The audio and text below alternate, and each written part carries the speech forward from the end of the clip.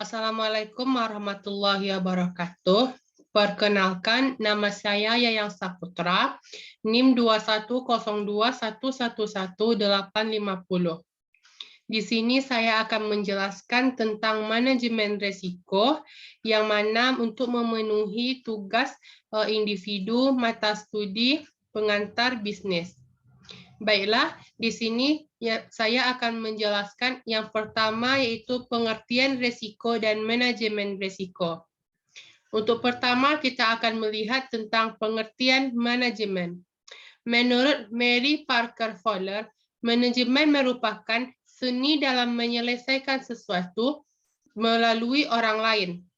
Sedangkan menurut Ismail Salihin, mengatakan manajemen adalah suatu proses perencanaan, pengorganisasian, kepemimpinan, dan pengendalian dari berbagai sumber daya organisasi untuk mencapai tujuan secara efektif dan efisien.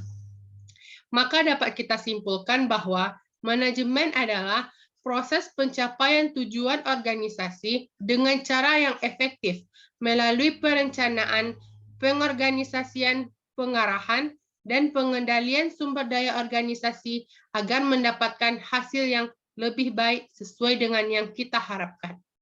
Selanjutnya kita akan melihat pengertian resiko. Menurut H. Abbas Salim, mengatakan resiko yaitu ketidakpastian atau uncertainty yang mungkin melahirkan kerugian. Sedangkan menurut Ferdinand Silalahi, mengatakan resiko adalah penyimpangan hasil aktual dari yang diharapkan atau hasil yang berbeda dengan yang diharapkan. Selanjutnya, kita akan melihat pengertian manajemen risiko. Menurut Herman Darmawi, manajemen risiko adalah suatu usaha untuk mengetahui, menganalisis, serta mengendalikan risiko dalam setiap kegiatan perusahaan agar tujuan untuk memperoleh efektivitas dan efisiensi yang lebih tinggi, atau suatu metodologis dan sistematik dalam identifikasi, kuantifikasi, menentukan sikap, serta menetapkan solusi, serta melakukan monitor dan melaporkan risiko yang berlangsung pada setiap aktivitas atau proses. Jadi, dapat kita simpulkan bahwa manajemen risiko ini adalah upaya untuk pengendalian risiko yang terjadi dengan menerapkan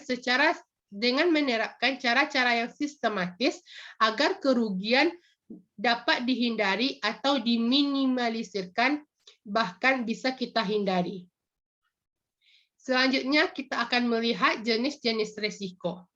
Yang pertama ada risiko murni dan risiko spekulatif.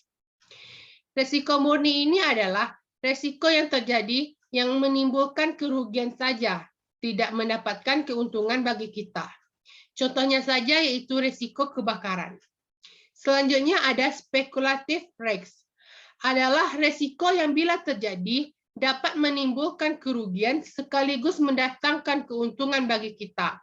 Contohnya saja yaitu risiko pemasaran. Selanjutnya, kita akan melihat risiko dinamis dan risiko statis. Yang pertama kita akan lihat pengertian dari risiko dinamis, yaitu risiko-risiko yang timbul akibat dari suatu keadaan yang terus berubah. Contohnya saja yaitu perubahan lingkungan serta perubahan teknologi pada saat ini. Selanjutnya yaitu risiko statis. Risiko statis adalah risiko-risiko yang selalu ada walaupun tidak terjadi perubahan kehidupan dari masa ke masa. Pada umumnya, risiko statis ini juga digolongkan dengan risiko murni, yaitu kebakaran. Selanjutnya kita akan melihat tentang risiko perorangan dan risiko kebendaan. Yang pertama yaitu risiko perorangan. Merupakan risiko murni yang dapat menimpa seseorang. Contohnya saja yaitu kematian orang di sekitar kita. Selanjutnya yaitu risiko kebendaan. Merupakan risiko yang dapat menimpa benda kita sendiri. Contohnya saja rumah, pabrik, dan lain-lainnya. Selanjutnya kita akan melihat yaitu risiko objektif dan risiko subjektif. Resiko objektif dapat diartikan sebagai penyimpangan secara relatif antara kenyataan dengan kemungkinan terjadinya kerugian. Contohnya saja yaitu keuntungan pengukuran investasi yang dapat kita ukur dengan standar DVD. Selanjutnya yaitu resiko subjektif, merupakan suatu kejadian yang tidak pasti secara psikologi di mana bersumber dari tingkah laku seseorang. Contohnya saja yaitu orang yang mabuk, apabila membawa kendaraan, maka resiko kecelakaannya besar. Baiklah, untuk materi selanjutnya yaitu sumber-sumber resiko. Yang pertama kita akan lihat dari sumber eksternal. Yang pertama ada resiko sosial. Sumber utama risiko sosial ini adalah masyarakat.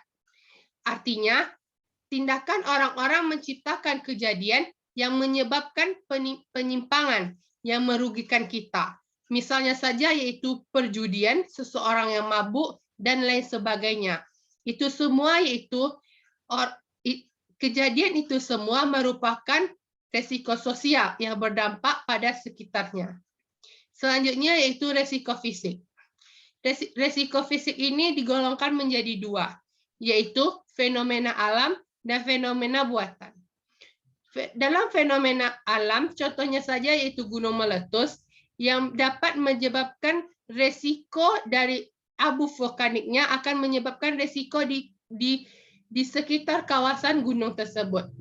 Sedangkan fenomena alam, sedangkan fenomena buatan, contohnya saja yaitu banjir, yang dapat meningkatkan risiko terjadinya risiko banjir tersebut disebabkan oleh orang-orang yang membuang sampah ke sungai yang menyebabkan air menjadi besar dan tersumbat. Selanjutnya kita akan melihat yaitu risiko ekonomi. Risiko ini banyak dihadapi oleh perusahaan bersifat ekonomi. Contohnya saja yaitu risiko inflasi, fluktuasi lokal, dan ketidakstabilan individu, dan sebagainya. Apabila risiko ekonomi pada perusahaan terus-menerus seperti inflasi terjadi, maka akan berakibat pada pekerjaan di suatu perusahaan tersebut. Selanjutnya kita akan melihat faktor internalnya. Yang pertama, pimpinan usaha kurang memahami dengan jelas teknik dan manajemen apa yang harus dipenuhi. Selanjutnya yaitu adanya rencana yang kurang matang, serta salah dalam penentuan bahan, peralatan, dan tenaga untuk dapat beroperasi dengan lancar. Yang terakhir yaitu adanya perbedaan kebutuhan biaya dengan biaya yang telah ditetapkan, kesalahan dapat menimbulkan dalam operasi usaha. Selanjutnya kita akan melihat cara-cara mengatasi risiko. Yang pertama yaitu menghindari risiko.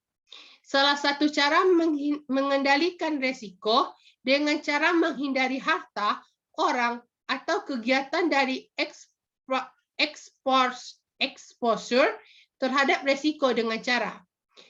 Menghindari risiko ini dapat kita lakukan dengan cara yang pertama menolak memilikinya. Yang kedua, menyerahkan kembali risiko yang terlanjur diterima, atau segera menghentikan kegiatan tersebut untuk menghindari risiko yang akan terjadi. Selanjutnya dapat dilakukan